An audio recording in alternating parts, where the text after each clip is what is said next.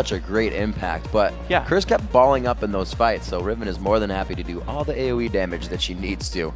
Yeah. And these bans, a little bit slower than last game. A little bit slower than finally the Cassidy ban comes out, and if there's one mid laner that would like embody the Void Boy that everyone knows from 2012 and put him into a mid lane, it's Cassidy, highly mobile assassin based right there. So, and besides, again, failed to ban Cassidy once, shame on you. Yeah. I mean, okay, we've gone through that a couple of times, but yeah, no surprise. The AP COG again away from Zamfira. So now, you know, Cognitive should have the contested pick they want, and it's Sivir this time around. Sivir's usually combined with that Karma with a few other speed ups, so we'll have to see. Shyvana's on the board, Renekton's on the board, so that trifecta besides Mundo. Or no, Mundo is up. Sorry, it was Nasus that was banned out. So that full trifecta is up. Yeah, so if I'm COG, like my dream comp is like Mundo, Shyvana, Leona, or Annie. They'll probably run Leona here, and then like whatever the heck you want for mid, it doesn't even matter at that point. Mundo's because good, they'll 4v5. but they didn't really have any way to get into a fight. Nobody could follow Quas. Mundo walks through people. Yeah. Quas dives to the back line and dies in the back line. Yeah, again, that was I think a mistake in champs like by Curse, where they had Nidalee who just didn't fit what the rest of that team wanted to do. And the more we saw that game, the more it kind of looked that way, unless certain very specific things went Curse's way. So Curse says, okay, they knew the Sivir first pick was coming when looking at this sort of lineup here. The problem is you can bully a Sivir out of lane in the 2v2. She's not the strongest laner. The Mundo Shyvana instead gets stolen by Curse. I like that choice right there because that's definitely what COG was going to look for. Chris will have Renekton to play in the top lane. I'm sure he'll have fun with that. But again, we do have speed coming into this game. Everybody's got kind of a mobile speed boost, the steroid. So it's going to be definitely a chase, kite and fight game. Yeah, it's going to be the interesting thing because normally you're like, all right, yeah, I want to play Sivir with a bunch of bruisers so I can get them in there and kill the backline. And that's why I said Mundo Shiv would be the ideal picks here for COG. So instead, they run something a little bit similar. Right, there's the Leona they wanted. I expect that to actually come through right here. The Lulu as well actually is so good at synergizing with further frontliners. But also, you've got Sivir to disengage. To take the other sort of side of this, you've got the Sivir to disengage away from the I have to walk at you bruisers like Shiv and Mundo. So in either situation here, in this meta where both top and jungle tend to be bruisers, Sivir is really powerful. I think the Z-Kent always hovers on Lulu. I don't know if it just kind of like gets him relaxed and refreshed. He always has a smile on his face, but he'll always just hover on that Lulu for a second. We got to know him as the guy who plays the outrageous stuff. So he may actually lock it in one of these things. It's like the Ram Man hovering on Teemo. I mean, he was going to pick it eventually, but like just in general, you see that come through and you're like, yeah, I know that's what you want to play. We'll see if it happens. Cutie Pie with Heimerdinger.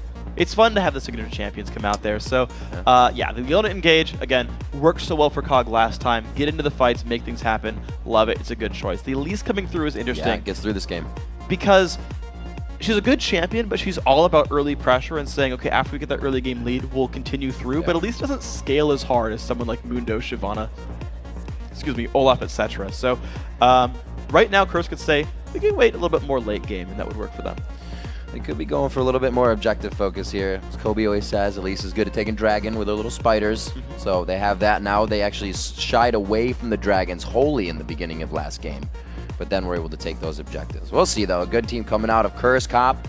Draven has been played today by Sneaky, so they may look to bring that back out, and he does. So that's Draven. So the aggression coming out from Cop this game for sure. Yeah, so 100% call right here. Curse wants to 2v2 that lane. Sivir is just not a good AD carry versus AD carry duelist. She loses, I think, almost every 1v1 matchup I can think of, both in laning phase and in team fights. And when you're Draven Thresh, you win pretty much every 2v2 no matter what the enemy champions are. So this is, of course, looking for that matchup. We'll see if they can find it. 2v1 would definitely be in COG's favor right now. And now the thought is, because they played a very smart champ select last time in terms of thinking about lane matchups and everything else, is, okay, well, now they have actually run Sivir mid before, so they could run double AD and find a new matchup as well, which is what happened. Yeah. Oh, man, I'm sorry. I'm like trailing as champ select goes on, but another amazing adaptation here. Sivir mid. The Lucian actually survives the lane a lot better than Sivir does, and they can actually fight the 2v2 now. I was saying, I'm like, Void Boy is definitely going to see what they have mid and counter it, but now he's probably like, damn, I'm just going to play what I want to play now. Yep. So, but again, this is actually not too bad. Sivir is not a very strong mid lane. She's all right. She pushes all right, but it's not Ziggs, right? Yeah. Void's going to have a lot more breathing room than last game. And with that in mind, I think it gives some more breathing room for Curse to say, okay, what kind of comp do we really want? Don't worry about the lane matchup. I mean, if you really want to try, you can, but Elise is so scary. Instead, get a real team comp together that has one big focus.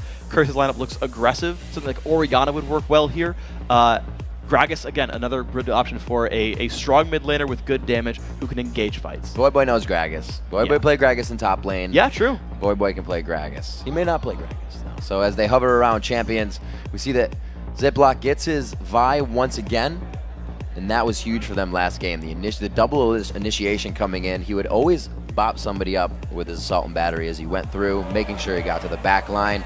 You can't put it past Voyboy either. Curse has been a team known to use Vladimir for an occasion.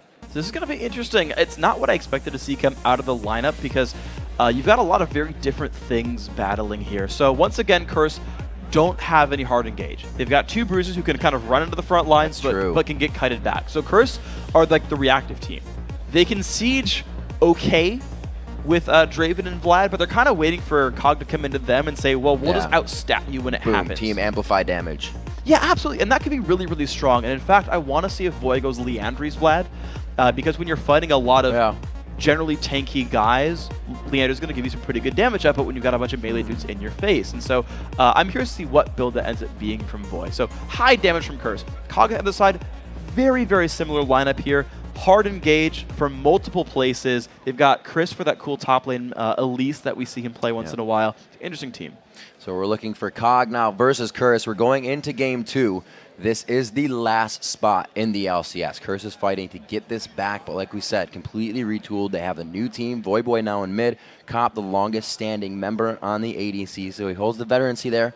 Don't know if the shot calls are coming from him. That's usually not the way it is. But they are stage ready, I feel, with those guys. They know a little bit more about playing on the big stage. Like we said, COG was kind of in and out at PAX. They've played other events, so it's like as the analogy of being dipped into the pool and taken out when you're learning to swim.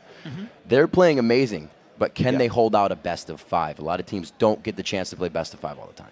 That's true, and sometimes you can just you get worn down by playing big series. And it even happens in the LCS seasons as well when you're there for a couple of hours. If you're playing more than one match in that day, you've got to play at the beginning, play at the end. And your mental fortitude is actually an important sort of like personal statistic for playing pro-level League of Legends properly. It's a real thing here for these guys. Curse, going to have that much more. COG, we'll see. It's going to be their first really long series that's the highest pressure for them as well. All right, locking it back down on the Rift for COG versus Curse, and we are into game 2. This is a best of 5 here. Last game, we kind of knew not halfway through, but towards the end, we were saying Curse thinking about the next game. What are they going to do? They know they have to start building momentum from here. Yes. How are they going to do it? So early game is freaking important because they don't have good playmaking for mid to late game. They've got to be stronger by the time late game comes around, whether because their 5v5 just is better. And if you look at the lineups, I'm not sure that's necessarily true. But they've got to be really strong by the time late game comes around. The difficulty being that it's hard to gank for Shyvana, no CC. Mudo's not the best ganker, hard to gank for Voyboy as well. So my attention goes down to that Cop Zkent duo lane. That's where I see Curse putting a lot of their attention, getting those guys ahead, getting Draven gigantic and saying, League of Draven guys, 1v9, win the game. That's what I see Curse's goal being. Looks like they won't get the 2v2 matchup that they want. It is going to be the swap around. And it is not an invade by Curse this time. Like we said, Curse didn't put down wards last time. They were just kind of brush checking, walking back out, and it was COG that laid down the same line of scrimmage they are now. So just staying tried and true to what they did last time. It worked. They're going to do it again. Absolutely. These guys are going to play reasonably safely. COG is going to feel a lot more confident now and are going to look to take, I think, less risks throughout the early game. In the rest of the series, if they keep doing as well as they did in Game 1, they have no reason to risk their games on a level 1 because they can just win the games with team fights. Curse, though, I think if they believe that level 1 is a fluke, again, they're not going to go high risk either because they'll think they can outskill their opponents. So in both cases, these guys, very safe level 1s, and then we're going to see how the scaling kicks in. Flash is so powerful, guys. Even if you don't bring it in summoner spells, the minions have it. Let's see what they got for mid lane. Voyboy, Zamfira. What? They groaned because they got minion particles back. But I like seeing Flash every game, really. We already have Flash every game. We'll see if Zamfira can take down this mid lane. COG is still, or COG rather, Chris is getting some help along with these spiders as they trade off some XP. And Ziploc made an early presence last game. Looks like COG is going to play this one a little differently, though. They are not just pushing it into the turret, so they are adapting, and they did learn from mistake very early last game. Yes, indeed. So here we go. No crazy mistakes happening. Guys setting up for their lanes. I want to see what happens with these 2v1s. Chris actually, Quas taking a very long time to get back, and this is what happened last time, actually, for COG. Is Quas was missing from the lane at the beginning because he helped take one buff and then walked down and soaked up all the XP on the first wave. This time around, he didn't. He took a bunch more camps, and COG basically called the bluff and shoved into the lane early, and that entire 12 minion wave died to the turret with no one around. That's actually really rough for Quas here. This is definitely a little bit more extended. If you remember, Voidboy, I believe it was in the summer split, you know, he would be put in this situation and we'd see him go do Wolves and just hang out for 2 waves and say, it's all right, you're not going to get the 2 waves, go away for it. But yeah, they went all the way to the Siege wave, and he's still not over there. Now returning. It's coming down like in the middle of the Ken wave, that third wave of minions. Now, to be fair, he did get level 2 off of the jungle itself. He got the Wraith camp, he helped get a couple other camps with Dominate. And so, to be honest, even though you don't see Quas in lane for a while, he's actually still in decent shape. It's always weird when you're like, there's no one here at the turret. He's just taking damage and no one's chilling out here. It gets a little complacent, too. We actually saw it happen to Cop and Zken earlier. We saw a very fast come down from Ziploc on that Vi gank, and they were almost able to get it. Chris was on Riven in the last game, but everybody's playing it very much different this game. Curse a little bit more not to lose this one. Cognitive is definitely working off their momentum for the win. Absolutely here, and I actually like the way COG are playing almost all of their lanes. You talked about the dual lane a second ago. From Curse, these guys are doing it pretty much properly, and actually this is an interesting choice as we stay on this duo lane. So Curse are trying more to deny Chris than to actually create global pressure from killing the turret off. Now, outer turrets are worth less gold this season than last season. It's about 600 instead of 750. So choosing to deny instead of push has a little bit more sort of relative value than before. And if they can make Quas beat Chris in the mid game, which failed last time, that's a new advantage that Curse has for game 2. Dominate quickly, going back and squeezing on some boots of his big Mundo feet. He wants to get around and snowball these lanes. He was a big presence for Quas last time, but it doesn't seem like they're able to really put that out just yet. We're 5 minutes in, still not seeing that action. The gold lead is really only a difference of a few minions back and forth, and that's coming from those top lanes. Basically here, so no crazy action, no super awesome like Hella Summoner spells burned on both sides. It's like Curse and COG both jump at each other in the 2v2 lanes. So instead it's watching the lane matchups play out. And Zamfira again is in the more aggressive lane, but that happens with a low level ladder. Instead, here comes Dominate. You can spell shot the next they one. do throw on the ghost. Voidboy is just on the backside. If they can start hitting the... That was a big cleaver. They do. The barrier comes out. Turn it around. Ziploc just on the outside, and they're not able to re-engage. I want to know what Zamfira actually spell shielded, because he didn't have it up for the cleavers at all. And I don't know, to me, if you're like fighting a Vlad, spell shielding his spells isn't really that important. It's more worth watching for the jungle ganks, and losing your summoner spells on a Mundo gank is pretty rough. He knew he was pushing the whole time. Definitely waiting for the spell shield. It did not come up the barrier first. So using that in lane, but he still keeps himself safe. Ziploc there to be a friend. 6 minutes in, we do see our first bit of interaction with the junglers. Dominate is going to be hanging down on the bottom lane, soon to probably soak up some of this experience as the turret comes. Yeah, so here we go. He's going to look for this one. Quas is actually high enough level there that they can do a pretty good job in this fight. It's 5-5 versus 5-5 here. Not a lot of CC from Curse, though, so it's really just kind of saying, look, let's hold the turret alive. Again, with Curse's own dual lane looking to deny some gold from Chris, and that man only has 15 minion kills. Curse wants to extend this laning phase a bit longer, build up some more adoration on Cop, make Chris really useless in the mid game, and then transition their own mid game into some strong fights for Curse. Voidboy seeming to fare a little bit better. There's not a huge difference in CS here, but he is able to push Zamfira off, and pretty much just those single engages here. He's getting the Tides of Blood on Spell Shield, so the Transfusion is going to be doing more damage every time. Yeah, so Voidboy's really just trying to push the lane back out there. Like, now that he's level 6 or so, he's got enough ranks in his abilities that his Transfusion heals decently. He can actually afford to use Tides of Blood and not run out of health doing so. Kill yourself. Don't. All right. Oh. Now, can he ult? Can he W the ult? Actually, there's no ult, so yeah, he's fine. Never mind. Hanging. I was like, where's the assault and battery? Oh, he's 5. Okay. So I have good eyesight. But yeah, it's like honestly, you're not going to gank a Vlad very easily. Neither of the mid laners are good gank follow-up. They just bring damage. Right. And until 6, neither jungler puts that much pressure on either. So it's like, hey, get off that minion line. Okay, come back. And we're still, from this composition, we talked about it a little bit in Champion Select, is the lack of initiation coming from Curse. It's all really walk-up initiation if they can get to it. So whatever moves they have to do has to be a pre-set up pincer move or an objective fight that I don't think COG's going to walk willingly into. Yeah, so to me, Curse is looking for dragons, split pushes, which again they're setting up for. They're trying to deny Chris and camp for Quas to get him into a good shape, and that can create pressure as well. Or they basically look for dragons and barons otherwise, which their team is actually pretty well suited to killing. They have Mundo and Draven there who are going to have really good persistent damage on targets like Baron. And then when COG shows up, they turn it around and go for the fight. I think that kind of situation can work. But Curse has to come out of this early game in a strong situation. If they are, then they're okay to play that kind of game mode, but they have very few options to create opportunities.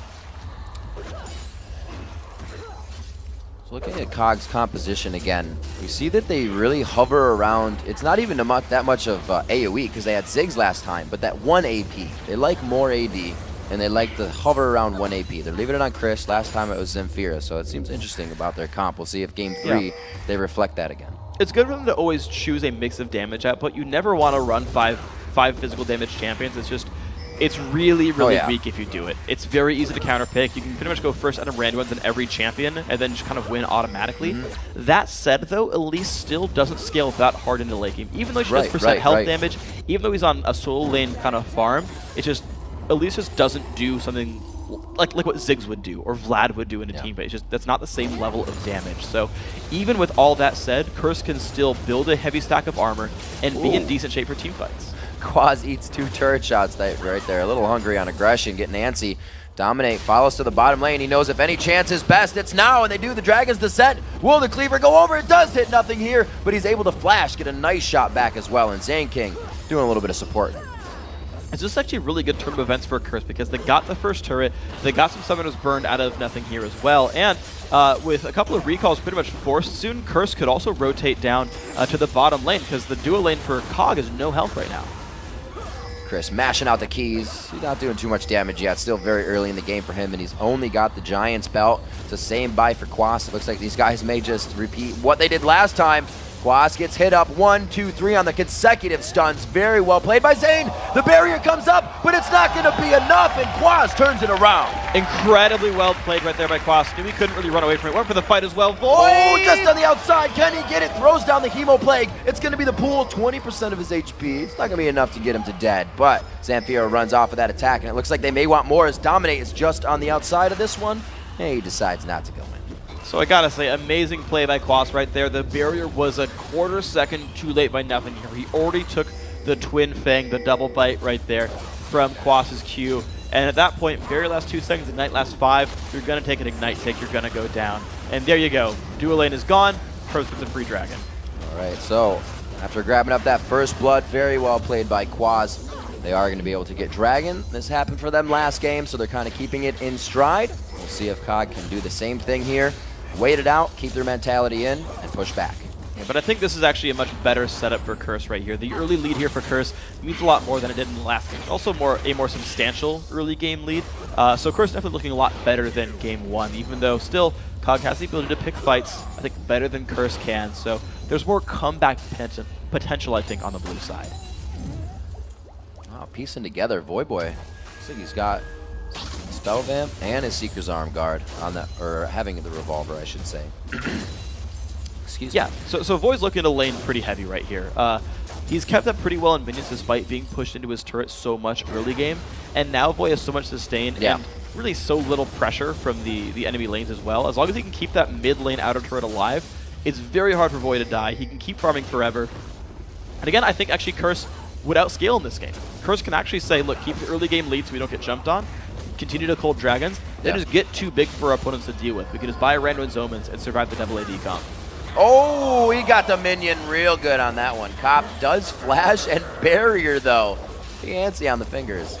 Yeah, not necessarily quite what was needed. He's actually going to... Everybody's flashing. Lot of abilities used. These guys really looking for fights right here, but none of them found. It's all right. Everyone's fine. Oh, I guess Zane King just got pushed there. He didn't get flashed out, Yeah. so he saved it.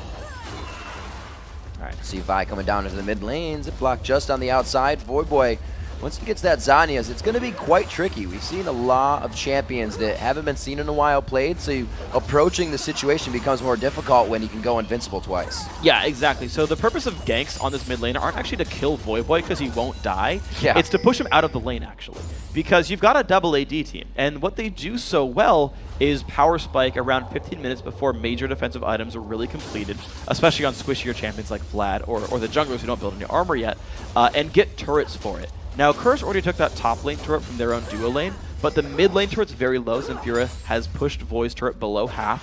The bottom lane turret as well, very similar situation here, which is why CRS is spending so much effort putting their team down here to protect this, like, almost impending Lucian Leona push. The laning phase definitely going longer in this game. With the turret already being down, there still is very slow pushing happening in every one of these lanes. Less roaming than we still would have thought coming from Zenfira and Voyboy. It's really going to be, like you said, about these fights for the teams. They're not trying to do too much but hold the laning phase steady.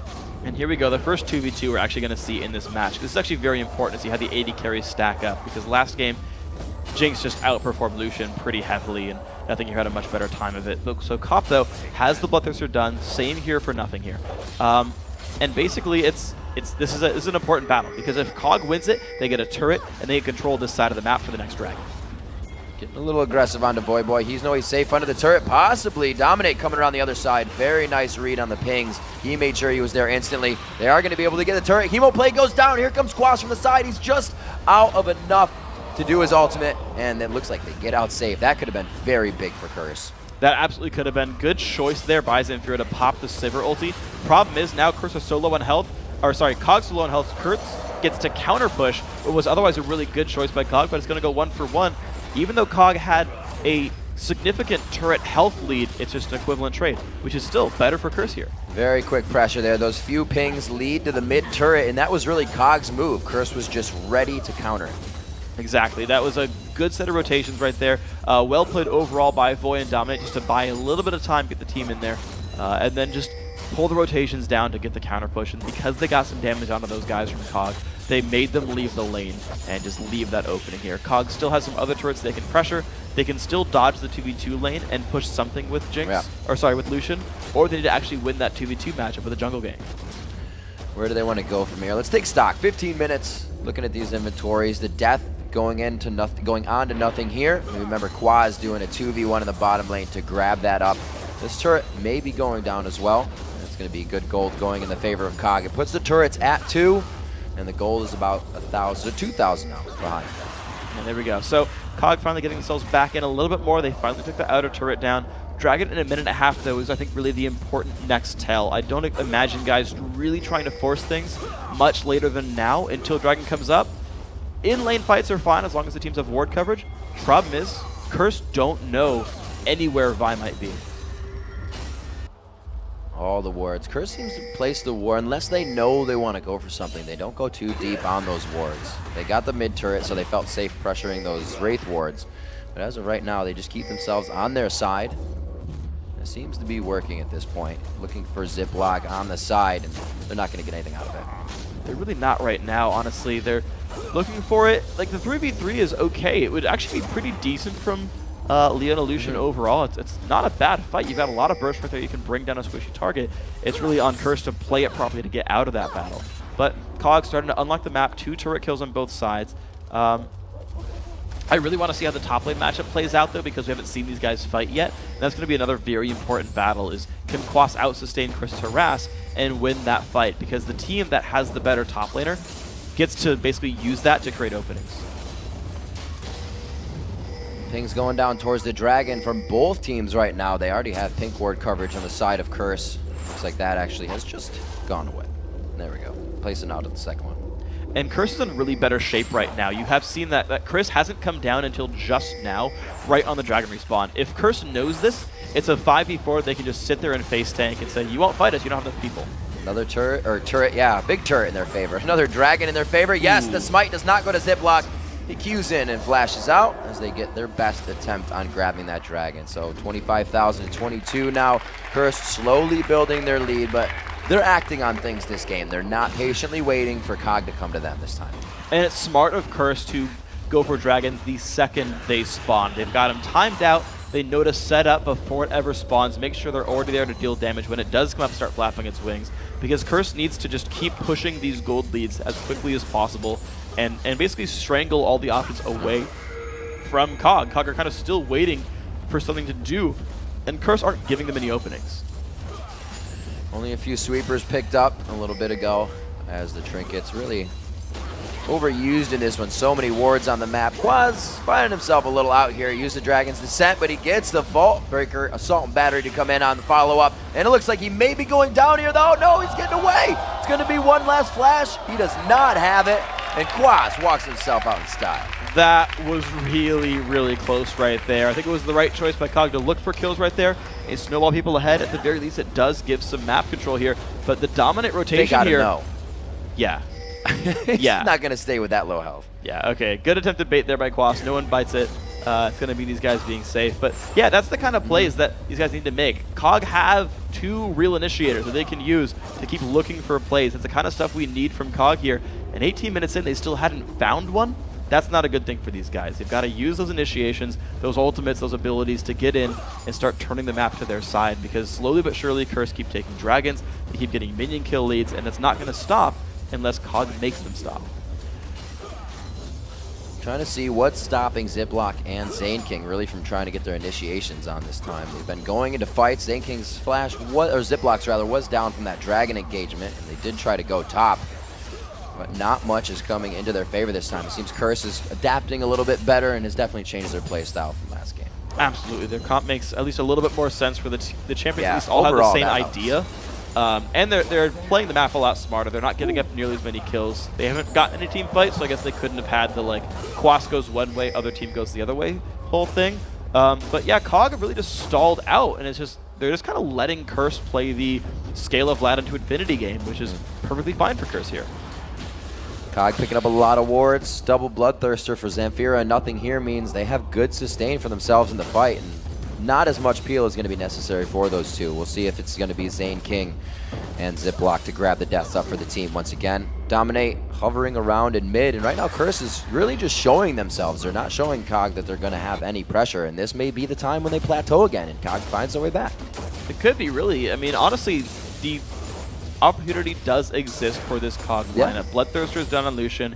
He's going towards that Trinity Force. Like, he's going to power spike pretty well. Draven's already kind of hit, I would say, one of his peaks right there, where, yep, you've got a full stack Bloodthirster level 9. All right, Draven is as powerful as he's ever going to get without getting any champion kills and spiking up ahead of other people in items. If COG gets a kill, like, onto Cop right here, right, they remove a bunch of Adoration stacks, they get a kill off onto a squishy champion, they can start moving around and using the map to their advantage. But, you know, now that Assault and Battery's back up for Ziploc, let's see what he looks for. Very, very slow game compared to last game. We only have one kill on the board right now. Hard hats are completely on for both of these teams. And from going to the momentum of wanting to win, I think not wanting to lose is really on these teams' mind. It slows the game down, you play so much more cautious, and the risks are only for objectives, and that's what we're seeing. Dominate, a little bit of damage here, but he should be able to pinch in Chris. This is what we said they need to do. Come from the side, but it seems to be completely countered in. The execute, but it's not going to be enough on the regen. Oh my god, he lives, and it's going to be Quaz going on the 2v1 now. But here comes Zamfira as they come out of the woodwork. He is not able to get the kill, but everyone lives. And Chris had to be really careful about this dive. I think it's going to miss. Nice try, though. It was a good lead. He was pretty close to his team. But nope, nothing picked up. That's pretty much the sound Draven makes when he throws axes. It's a good one. Good catch, too. All right, nice try. But yeah, and I like that from both sides. I think that was a little bit over-ambitious from I Will Dominate. He gave up an early kill last game from doing something like that, getting a little bit too aggressive. But COG are doing a good job of rotating around and getting their teammates into positions, getting in there for fights. The problem is that the Cursed champions aren't getting pressured before they get big. Dominate was getting jumped on with, like, most of Aranduins and a, like, Ninja Tabby and an Ancient Golem. Like, that's not an easy-to-kill champion. Quas the same way, has completed items, got a Sunfire Cape now already. You don't chase those guys down easily. That was a full barrier shot from one catch axe there. Cop's a little big right now, and he can definitely dish that damage out if he's the first one to hit nothing here. Nothing here if that situation is in his favor, though. These guys can both kill each other. It's an outplay situation. And right now, COG are reading pressure onto the bottom lane by Curse. You're seeing I Will Dominate come down, but 4 members of COG already en route as well. They could get a surround on Cop if he doesn't see it coming. All right, with that HP, nothing here can't win the matchup. Right now, he's playing it safe, keeping himself in the back line. And the hover is coming in from Zane King, but he has seen a very nice sweeper put out there to make sure that his AD carry is safe as well. And this is smart. These guys are doing a very good job of controlling vision, and a lot of it is because the wards are dying so much that these teams aren't safe to dive without... and they don't know where the enemy jungler is. You actually saw I Will Dominate look for that one fight and was like, whoops, there's an enemy team here.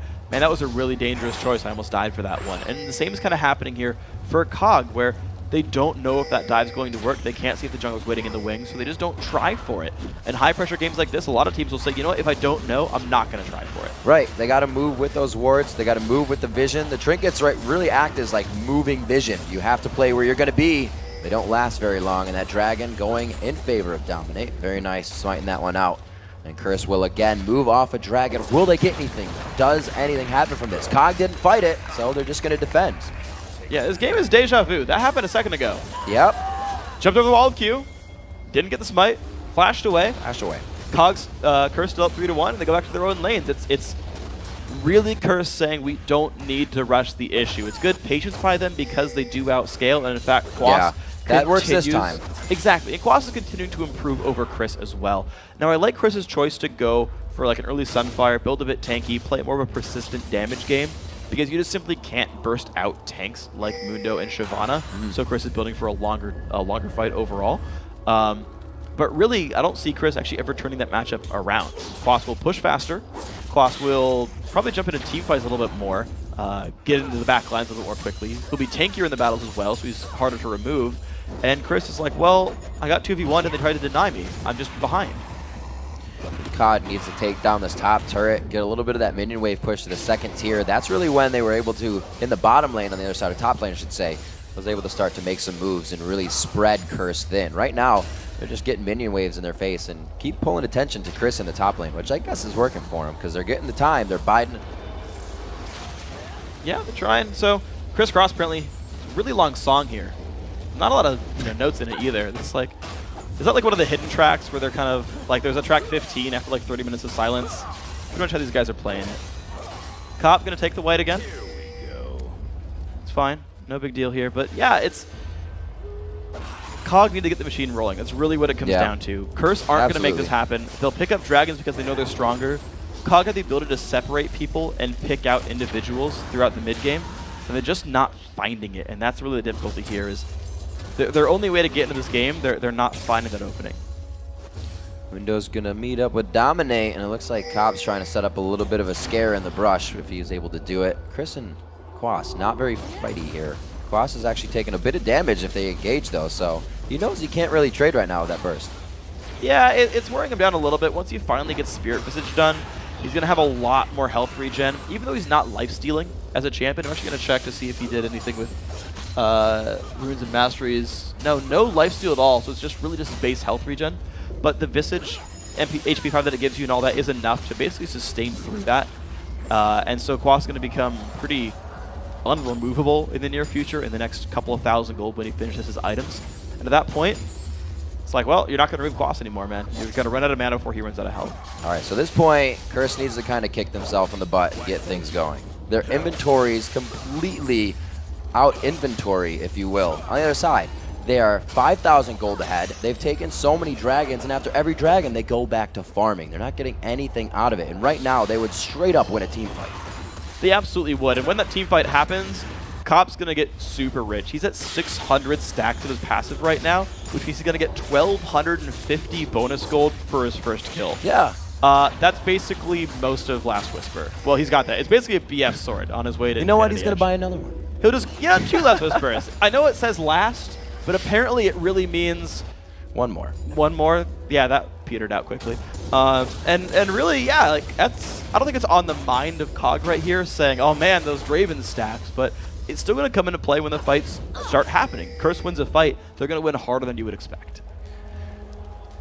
we'll see what they can do. They don't seem too sure of themselves right now, or just happy with the way the game is going. They are kind of pressuring back. They're up in gold, but they haven't moved past a few turrets that they've taken previously. Dragon comes up in 2 minutes. Maybe they'll force the Dragon fight instead of grab Dragon, because grabbing it kind of takes all the scariness away from it. Having it there is what they need to engage the fight. Exactly, and for COG here, they need to actually be there in time. They showed up late to Dragon both times, basically. Second time, they weren't even, like, they just had to look for a steal and not even get a team fight. COG needs to know the timer, and they do. They knew the timer both times because they tried to steal and couldn't quite land it. COG can be in position, spend a bunch of time and effort getting ward control and saying, look, we're going to pick the fight, we're going to separate one of you, burst you out. Again, my choice is probably Cop here. He's the only easily killed champion on the Curse lineup. And say, okay, well, no persistent damage. We can continue from here and win the fight with our AD carry. It's actually pretty interesting. Zamfir has gotten himself actually level 16. He's damaging Voyboy pretty well, even with that Seeker's arm guard on, and he has no pen on that armor. Everybody else is somewhat even level throughout the other lanes, but Zamfir doing a good job of keeping up on Voyboy. He's been roaming a little bit, not getting kills, but he was up in CS. Yeah, and you know, for what it's worth, I would like to see a player like that in the LCS, to have a player like Zamfir get a lot more exposure, because I always like players who do unorthodox things, who bring out champions you don't normally see. I was excited to see yesterday the LeBlanc pick by Shifter. I was like, yeah, and I knew he did it in the Challenger scene. He picked LeBlanc as a counter pick to Ziggs, and I was kind of chanting backstage, like, oh, they first picked Ziggs. All right, is it going to be LeBlanc? And I was like waiting, and I applauded when he grabbed it finally. Yeah, and unfortunately, he got like vastly outplayed. Didn't do anything that game.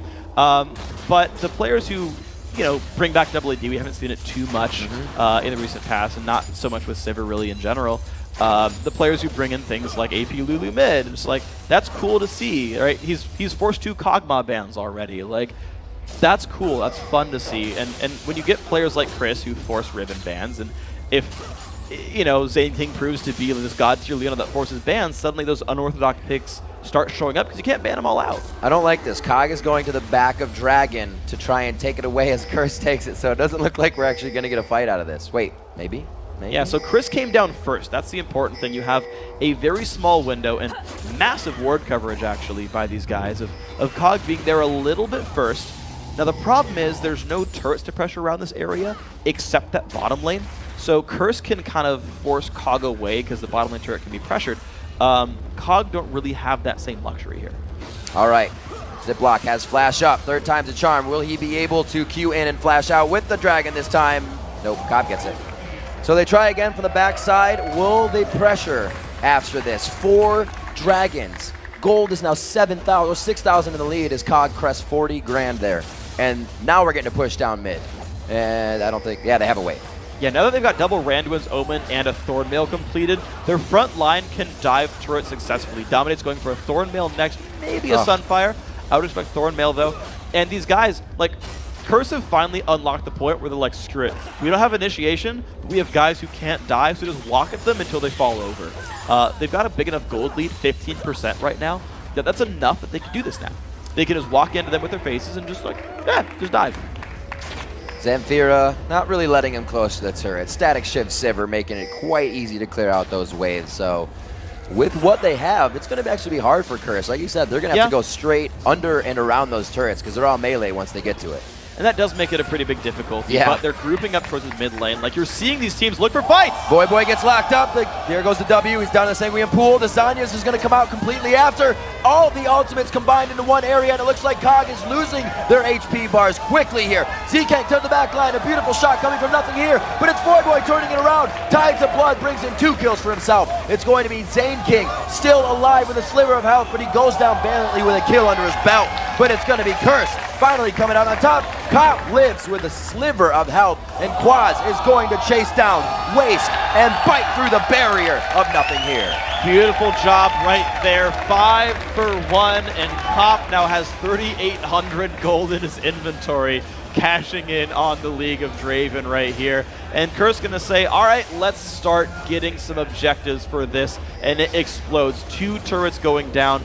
Voyboy with Zhonya's and Sanguine Pool. He got such a late ult off, but he burned so many cooldowns on himself. So much of the initiation went onto Voyboy. Solar Flare blocked by Zhonya's Hourglass. Watch this. So Voy gets jumped on. Now he doesn't have time to actually cast his ulti. The quarter second would let him die. So he pools first, and he's going to actually zone his immediately afterwards. Still doesn't get to do much, but survive. But when you engage with double AD and go in really hard against double bruiser, like what Curse has, those guys start burning you out, and you saw that there. Quas and Dominate took a whole bunch of damage as the tank line and just worked down the rest of the lineup.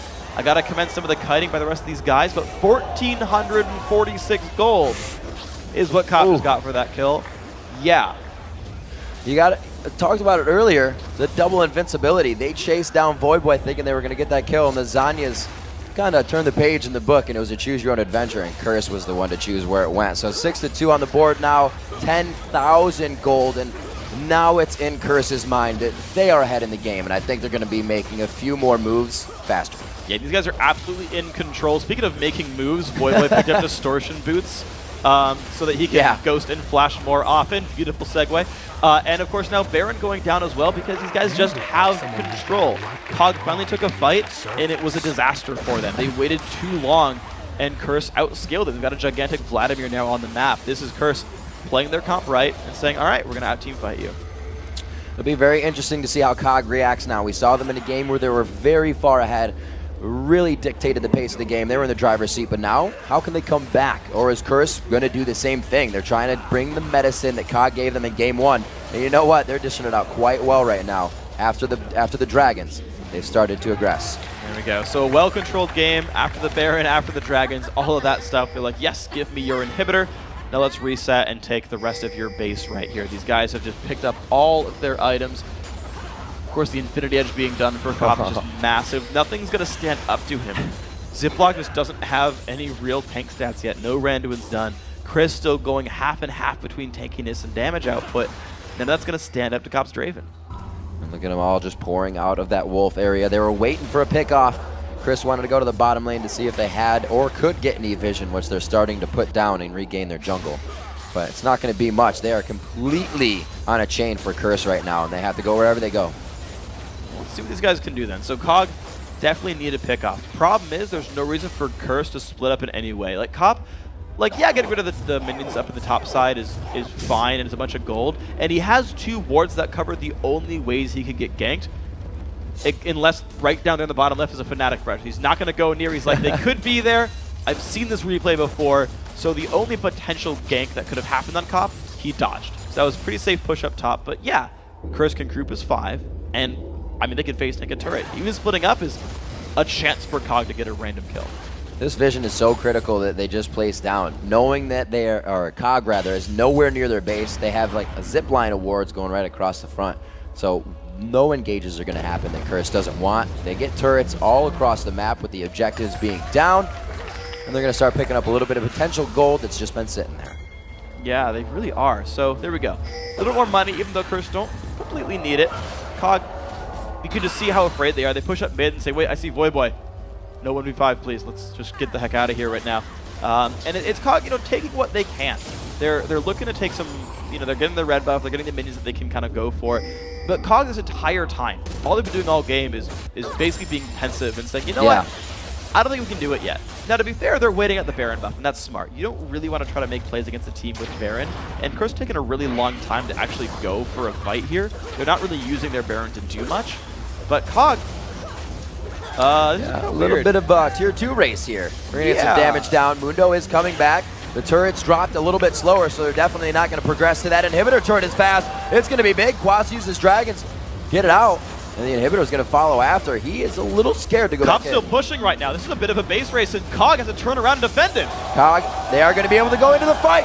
Very nice Draven ulti coming all the way from Cop down to the left side. And it looks like COG is running for their lives right now. Voidboy is under. The Hemo Plague is down, and he's going to amplify that transfusion damage along with Tides of Blood. Nothing here. The Cleaver to come out. A great flash and a shot back, but will it be enough? He turned and did that. Can he turn and click the red buff on? I don't think it's going to be enough. Cop Nexus turret. Cop second Nexus turret. Zamfira's coming. Looks to be going on the Nexus itself. Zamfira's there. Zamfira goes down in the fountain. Cop gets all the reward gold, and Cop takes the game for himself in 37 minutes.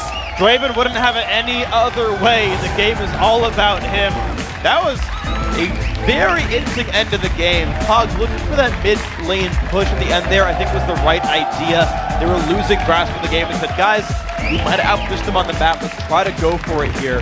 Curse made the right call, though. They've made some very smart, immediate decisions in this game overall. Their mid lane fight, the recalls there, and leaving top the split push, saying, we think we can hold on to this, go for it, we're ahead.